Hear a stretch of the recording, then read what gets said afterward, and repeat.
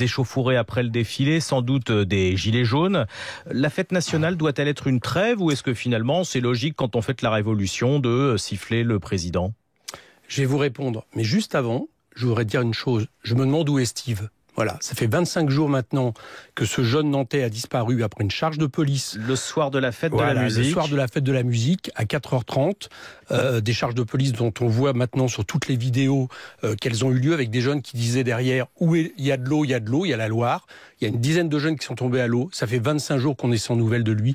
Donc l'enquête doit avancer et je voulais passer d'abord ce message. Mais on peut peut-être poursuivre un instant sur ce thème. Est-ce que, en tant que parlementaire, vous pouvez avoir des réponses en interrogeant la police ou le préfet de Loire-Atlantique ? Mais on n'arrête pas déjà d'interroger Christophe Castaner. Et qu'est-ce qu'il vous dit ? Écoutez, déjà, ils ont été obligés de saisir le parquet très en retard, très en retard. Et le moins qu'on puisse dire, c'est qu'on a des réponses insatisfaisantes. On n'a même pas, une analyse sur les charges qui manifestement, contrairement à ce que disent certains syndicats policiers, étaient une fois de plus disproportionnés.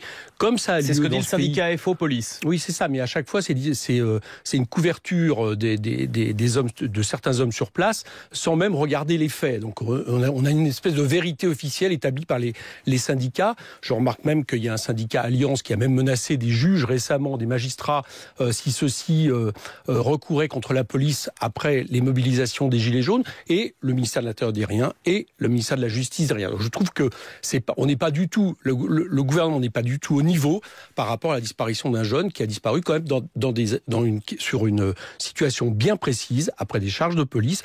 Donc voilà, je voulais ne pas oublier cette histoire et que la vérité soit faite le plus vite possible. Tout cela étant dit, le 14 juillet hier, ça se fait de siffler le président de la République un jour de fête nationale ?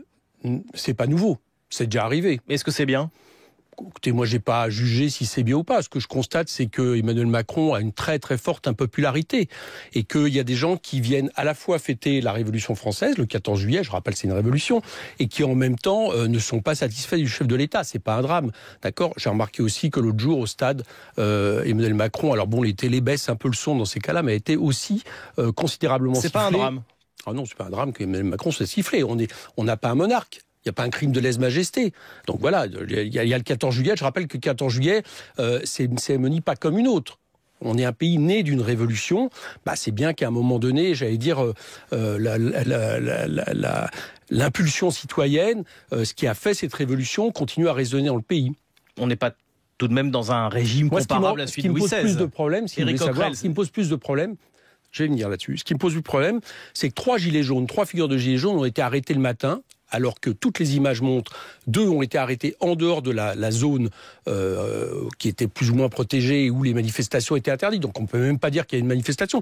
Et en plus, ils étaient en train de rentrer chez eux. Je parle de Jérôme Rodriguez et Max Nicole. Et le 3e, on le voit en train de filmer le défilé du 14 juillet. C'est Ridrouet, ils ont été mis en garde à vue. Dans ce pays, maintenant, on met en garde à vue pour un oui, pour un rien, les opposants politiques. Et manifestement, ils ont été arrêtés uniquement parce qu'ils sont opposants politiques. Donc je viens à la question que vous allez me poser, je la vois venir, c'est que oui, je pense qu'on est en train de glisser vers un régime autoritaire, que c'est un problème, que progressivement, vous savez, c'est un peu comme la grenouille qu'on met dans l'eau, puis on chauffe, on laisse bouillir l'eau au fur et à mesure, voilà, et je pense il faudrait pas qu'on s'habitue à ce genre de pratique où on met en garde à vue, où on arrête des syndicalistes, des opposants politiques, où à certains moments il y a des actions policières totalement disproportionnées et un gouvernement qui dit rien. Moi, c'est quelque chose qui m'inquiète fort et qui s'attaque aussi d'ailleurs aux opposants politiques en les envoyant en correctionnel. Je parle des mes 5 camarades de France Insoumise qui vont se retrouver ainsi à la rentrée. Comment ça va justement la France Insoumise, Éric Coquerel, après ce mauvais score aux européennes et puis beaucoup de critiques en interne sur une supposée verticalité de Jean-Luc Mélenchon. Lui aussi, on dit qu'il est peut-être un peu trop monarque.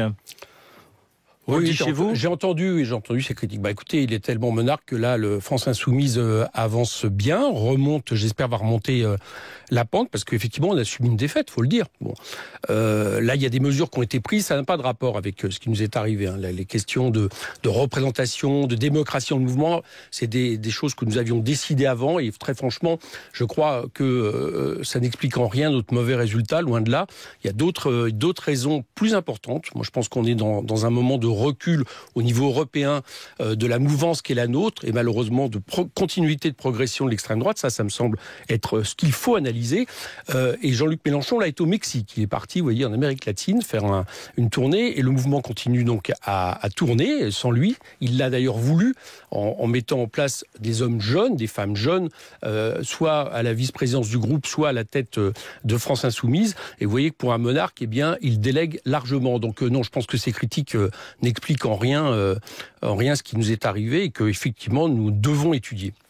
Vous étiez, Éric Coquerel, vendredi au Panthéon avec un collectif de migrants qui s'est autoproclamé les Gilets Noirs. La question sur les migrations, ça a été un débat sensible à la France Insoumise. Je rappelle rapidement cette pétition dans Politis pour les accueillir largement, les migrants. Clémentine Autain avait signé, mais pas Jean-Luc Mélenchon. Et par exemple, celui qui est devenu numéro 2 des Insoumis, Adrien Quatennens, expliquait que vous n'étiez pas la gauche no border. Cette ligne sur la question des migrations, elle a été tranchée à la France Insoumise ? Écoutez, on a présenté un contre-projet de loi au moment de la loi Asile-Immigration qui a été adopté par tous les députés. Donc je pense qu'on a quand même un socle commun qui nous permet d'avancer. Qu'est-ce que dit ce projet ? Il dit nous vivons une période avec l'urgence climatique, l'urgence sociale, les questions de guerre, qui fait que si ce n'est pas le cas aujourd'hui, parce qu'aujourd'hui c'est pas vrai, il n'y a plus d'arrivée de massifs de migrants comme en 2015, mais un jour cela redeviendra effectivement une question, et c'est d'abord une question pour les pays du Sud entre eux. Je vous rappelle que c'est là où les arrivées migratoires c'est sont sud-sud, la plupart des migrations. L'Europe en réalité, alors même que sa politique est souvent responsable des départs par les accords de libre-échange, par la guerre, et peut finalement concerner, en tout cas beaucoup moins que les pays du Sud. Nous avons dit, il faut régler les causes, de ces départs. D'accord ? Et tant qu'on ne règle pas les causes, on doit davantage gérer les conséquences. C'est-à-dire, oui, on doit davantage accueillir. Oui, on doit mettre des conditions d'accueil dignes de ce nom, que le fait de laisser des migrants à Porte de la Chapelle, c'est juste à côté de ma circonscription, où il n'y a plus que les associations qui s'en occupent, l'État s'en lave les mains, et donc crée de la marginalité, crée du chaos, crée de la misère. Donc nous disons, il faut faire, et il faut créer, nous l'avons proposé, un statut de réfugiés pour des questions climatiques et économiques, dont il faudrait effectivement examiner les critères. Donc nous avons dit tout ça ensemble. Donc vous voyez bien que je pense que quand on peut avancer à l'Assemblée, il n'y a pas tant de désaccords que ça entre nous. Il y a quelques formules que nous n'avons pas voulu dans cet appel, mais ça ne nous empêche pas d'avancer. Et Éric Coquerel, je parle du Panthéon ? J'aurais préféré qu'on parle des retraites. Alors, si vous voulez bien, Éric Coquerel. Juste une chose. Très rapidement, ce que j'observe, c'est qu'il y a eu beaucoup de blessés au Panthéon. 4 charges de police par rapport à des manifestants. 21 arrestations. D'accord ? Et que j'ai entendu peu de choses par rapport à cette question, alors que Saint-Bernard, en 96, une église occupée pendant des semaines, beaucoup de gens s'étaient émus du sort, effectivement, de ces migrants et de leurs revendications. Je trouve que, de ce point de vue-là, à un moment donné, tous ceux qui, dans ce pays, ont des valeurs progressistes et humanistes ne se font pas assez entendre. Bon, on n'a pas le temps de parler des retraites. Ce sera pour une prochaine fois, Éric Coquerel, puisqu'il est déjà 8h-5 sur France Inter. Merci et bonne journée. Éric Coquerel, député France Insoumise de Seine-Saint-Denis.